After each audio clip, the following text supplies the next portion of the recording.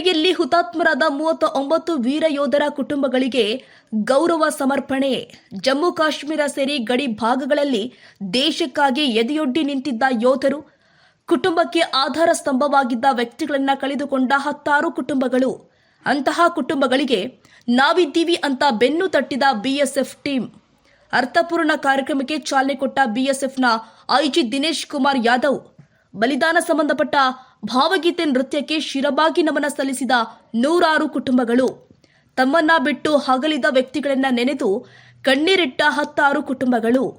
ಮೃತ ಯೋಧರ ಕುಟುಂಬಗಳಿಗೆ ಆರ್ಥಿಕ ಸಹಾಯಹಸ್ತ ನೀಡಿದ ಜೊತೆಗೆ ಹೊಲಿಗೆ ಯಂತ್ರ ನೀಡಿ ಗೌರವ ಸಲ್ಲಿಕೆ ಮಾಡಲಾಗಿದೆ. ಲಯನ್ಸ್ ಕ್ಲಬ್ನ ಸಹಭಾಗಿತ್ವದೊಂದಿಗೆ ನಡೆದ ಕಾರ್ಯಕ್ರಮ ಯಲಹಂಕದ ಬಾಗಲೂರಿನ ಬಳಿ ಇರುವ ಬಿಎಸ್ಎಫ್ನ ಎಸ್ಟಿಸಿ ಆವರಣದಲ್ಲಿ ನಡೆದ ಅರ್ಥಪೂರ್ಣ ಕಾರ್ಯಕ್ರಮ. यहाँ पे आए हुए जितने कलाकार हैं मैं सबके बारे में सबसे पहले बोलना चाहूँगा। यहाँ हमारे पास यामिनी श्रीनिधि जी आई थी। उन्होंने काफ़ी हद तक जो अपनी भावनाएं यहाँ व्यक्त की वो हमारे पूरे देश भारतवर्ष के लोगों की, हमारे वीर जवानों के लिए जिन्होंने अपनी शहादत दी है, जो सबसे बड़ी शहादत है, जो सबसे बड़ा बलिदान है दिया है, और उनके परिवार के लोग आए हैं, जो वीरांगनाएँ हैं, सबसे ज़्यादा अच्छे तरीके से उन्होंने ही बताया, तो मैं सबसे पहले उनका मेंशन कर रहा हूँ।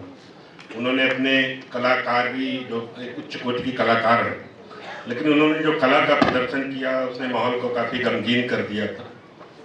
लेकिन उससे ज़्यादा मैं ये मानना चाहूँगा कि वो अपनी कला का प्रदर्शन से ज़्यादा अपने भावों का प्रदर्शन करना चाहता था।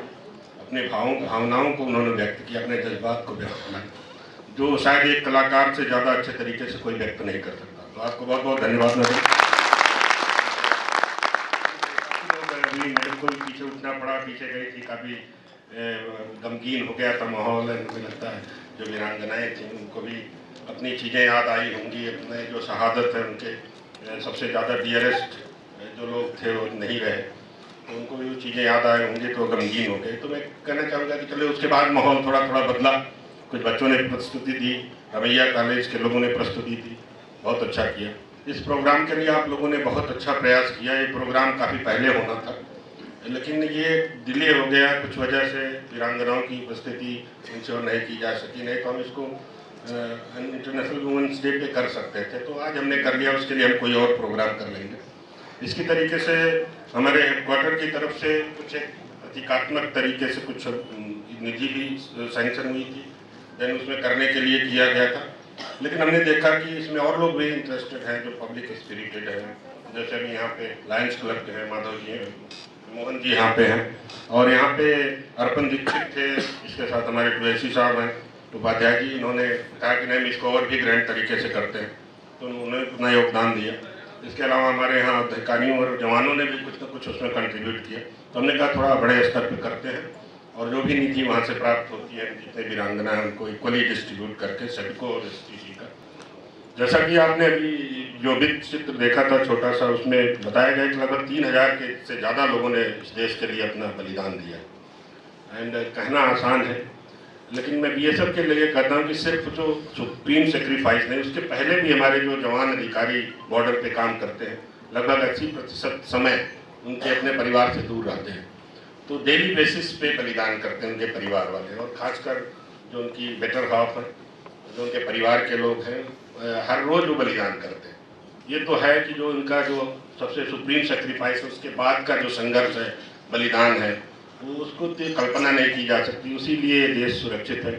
किसी भी देश की सुरक्षा, किसी भी देश की प्रगति इन्हीं लोगों की वजह से होती है, इन्हीं जज्बातों से होती है, जो अपने देश के लिए सब कुछ कर गुजरने के लिए तैयार रहते हैं। लेकिन उससे भी ज़्यादा जरूरी होता है जब उनके पीछे पूरा देश खड़ा रहता है, जब हर एक आदमी उसके पीछे खड़ा हो जाता है, जब उसकी सरकार खड़ी हो जाती है, जब जैसे आप लायंस क्लब के लोग आए हुए, जैसे आप लोग खड़े होते हैं, जो भी आपकी तरफ से हो सकता है। जो आने वाले हमारे सोल्जर्स हैं, जो हमारे जवान हैं, जो अधिकारी हैं, वो आश्वस्त हो जाते हैं कि हमारा देश हमारे पूरे पीछे पड़ा है। आप लोगों को याद होगा जब कि चाइना वार हुई थी, उस समय भी इसी तरीके से जब भी देश में संकट आया है, यहाँ का आम नागरिक भी कभी पीछे नहीं रहा। उस समय ब्लड देने के लिए लोगों को हॉस्पिटल से भगाना पड़ता है, तो कभी ये नहीं, ऐसे कभी कभी लोगों को डाउट होता रहता है कि देश में देशभक्ति की भावना कम हो रही है। लेकिन जब कारगिल वार हुआ तो उसमें 19-20 साल के जो लड़के थे, जो अधिकारी थे, उन्होंने बढ़ चढ़ के मतलब 80 डिग्री की जो चढ़ाइयाँ थी उसके ऊपर जाके वहाँ से दुश्मनों को भगाया और करीब 500 से ज़्यादा लोगों ने अपनी शहादत दी। तो इस महान देश पे कभी भी संदेह नहीं करना चाहिए कि जब भी ज़रूरत पड़ेगी, जब भी अपना बलिदान देने की ज़रूरत पड़ेगी तो कभी वो पीछे रहेंगे। न सिर्फ हमारे जवान अधिकारी हैं वो पीछे कभी नहीं रहेंगे, जो हमारे आम लोग हैं, जो आप जैसे लोग हैं, जो सहयोग करने आते हैं, जैसे मैडम ने बोला, ये कह रही थी कि हम उनके लिए क्या कर रहे हैं, इनका काफ़ी इमोशनल भाषण था मैंने देखा। तो ये जज्बात दिखाता है, ये हमारे देश को महान बनाता है। ತುಂಬ ಪ್ರೌಡ್ ಫೀಲ್ ಇದೆ ಸರ್. ಎಲ್ಲರ ಮನೇಲೂ ಭಗತ್ ಸಿಂಗ್ ಹುಟ್ಟೋಕ್ಕಾಗಲ್ಲ, ತುಂಬ ಪುಣ್ಯವಂತರ ಮನೇಲಿ ಮಾತ್ರ ಭಗತ್ ಸಿಂಗ್ ಹುಟ್ಟೋಕ್ಕಾಗೋದು. ಎಲ್ಲರ ಮನೇಲೂ ಸೋಲ್ಜರ್ಸ್ ಆಗೋಕ್ಕಾಗಲ್ಲ, ಎಲ್ಲರ ಮನೇಲೂ ಆ ಥರ ಸೇವೆ ಸಲ್ಲಿಸೋಕ್ಕಾಗಲ್ಲ. ನಮಗೆ ತುಂಬಾ ಪ್ರೌಡ್ ಫೀಲ್ ಇದೆ. ಅವರು ಸತ್ರು ಅನ್ನೋ ಬೇಜಾರಿಗಿಂತ ಒಂದು ಸೇವೆ ಸಲ್ಲಿಸಿದ್ದಾರೆ ಭಾರತಾಂಬೆಗಿಂತ. ನಮ್ಮ ಮನೇಲೂ ಒಬ್ಬರು ಪ್ರೌಡ್ ಫೀಲ್ ಆಗೋ ಒಬ್ಬರು ವ್ಯಕ್ತಿ ಇದ್ದಾರೆ ಅಂತ ನಮ್ಗೆ ತುಂಬಾ ಖುಷಿ ಇದೆ. ಜೊತೆಗೆ ಅವ್ರ ಸ್ಥಾನನ ಯಾರು ತುಂಬಕ್ಕಾಗದೇ ಇದ್ದರೂ ಕೂಡ ನಮಗೆ ಆ ಹೆಮ್ಮೆ ಇದೆ. ಸೋಲ್ಜರ್ ಫ್ಯಾಮಿಲಿಯಿಂದ ಬಂದಿರೋ ಹೆಣ್ಮಕ್ಳಿಗೆ ಎಲ್ರಿಗೂ ಧೈರ್ಯ ಇದೆ ಅನ್ನೋ ಹೆಮ್ಮೆ ಇದೆ ಸರ್. ಎಲ್ಲ ಬೇಕಾದರೂ ಹೇಳ್ಕೊಂಡು ತಿರುಗಾಡ್ಬೋದು, ಆ ಥರ ಧೈರ್ಯ ಇದೆ ಸರ್. ಯಾರ ಮನೇಲೂ ಆ ಥರ ಗಂಡ್ಮಕ್ಳು ಧೈರ್ಯ, ಎಲ್ಲರ ಮನೇಲೂ ಗಂಡ್ಮಕ್ಳು ಇರ್ತಾರೆ, ಎಲ್ಲರ ಮನೇಲೂ ಹೆಣ್ಮಕ್ಳು ಇರ್ತಾರೆ. ಬಟ್ ಧೈರ್ಯ ಮಾಡಿ ನಾನು ಭಾರತಾಂಬೆಗೆ ಸೇವೆ ಸಲ್ಲಿಸಬೇಕು ಅನ್ನೋ ಯಾರಿಗೂ ಬರಲ್ಲ ಸರ್. ಅದು ಹುಟ್ಟಿರೋರು ನಾವು ತುಂಬಾ ಪುಣ್ಯ ಮಾಡಿದ್ದೀವಿ ನಮ್ಮ ಇಂಥ ಫ್ಯಾಮಿಲಿಲಿ ಹುಟ್ಟಿರೋಕ್ಕೆ ಮತ್ತು ಜೊತೇಲಿ ಅವ್ರ ಜೊತೇಲಿ ಇರೋದಕ್ಕೆ. ಅವರು ಇವಾಗ 23 ವರ್ಷ ಸರ್ವಿಸ್ ಮಾಡಿದರು. ಇವಾಗ 2025ರಲ್ಲಿ ಆಗಸ್ಟ್ 12ನೇ ತಾರೀಕು ಡೆತ್ ಆದರು. ರಜಕ್ಕೆ ಬಂದಾಗ ಹಾರ್ಟ್ ಅಟ್ಯಾಕ್ ಆಗಿ ಡೆತ್ ಆದರು. 23 ವರ್ಷ ಈ ದೇಶ ಸೇವೆ ಮಾಡಿದ್ರಲ್ಲ, ಅದಕ್ಕೋಸ್ಕರ ಒಂದು ನನಗೆ ಹೆಮ್ಮೆ ಇದೆ, ಹೇಳ್ಕೊಳ್ಳೋಕ್ಕೆ ತೃಪ್ತಿ ಇದೆ. ಅವರ ಸ್ಥಾನಕ್ಕೆ, ಅವರ ಹುದ್ದೆಗೆ ಗೌರವ ಕೊಟ್ಟು ನಾವು ಅವರ ಕುಟುಂಬಸ್ಥರನ್ನ ಅವರ ಸ್ಥಾನದಲ್ಲಿ ತಂದು ನಿಲ್ಲಿಸಿ ನಮಗೆ ಗೌರವ ತೋರಿಸಿರೋದಕ್ಕೆ ನಾವು ಯಾವಾಗಲೂ ಇವರಿಗೆ ಚಿರಋಣಿಯಾಗಿರ್ತೀವಿ ಸರ್. ಅವರು ನಮ್ಮ 19 ವರ್ಷ ಭಾರತದ ತಾಯಿಯ ಮಡಿಲಿನ ಸೇವೆ ಸಲ್ಲಿಸಿ ಹುತಾತ್ಮರಾಗಿದ್ದಾರೆ. ಅವರು ಮತ್ತೆ ನಮ್ಮ ಕುಟುಂಬದಲ್ಲಿ ಮತ್ತೆ ಹುಟ್ಟು ಬರಲಿ ಅಂತ ಈ ಸಮಯದಲ್ಲಿ ನಾನು ಕೇಳ್ಕೊತೀನಿ. ಮತ್ತೆ ನಾನು ಭಾರತ ತಾಯಿ ಸೇವೆಗೆ ನನ್ನ ಮಕ್ಕಳನ್ನ ಕಳಿಸೋಕೆ ರೆಡಿ ಇದ್ದೀನಿ ಸರ್.